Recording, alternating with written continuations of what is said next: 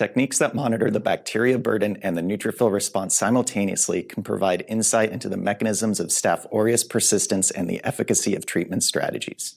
The main advantage of this technique is that multiple parameters can be measured longitudinally in a live host throughout the duration of infection. It is critical to show where to place the wound on the mouse dorsum, how to excise the skin, and how to inoculate the wound with Staph aureus.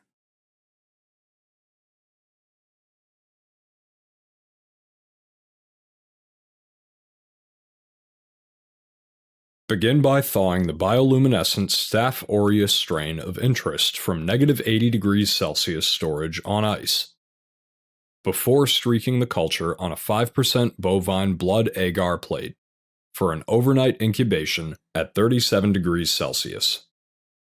The next morning, transfer 3 to 4 individual colonies from the Staph aureus plate into the tryptic soy broth, or TSB, supplemented with 10 micrograms per milliliter of chloramphenicol for an overnight shaking incubation at 37 degrees Celsius.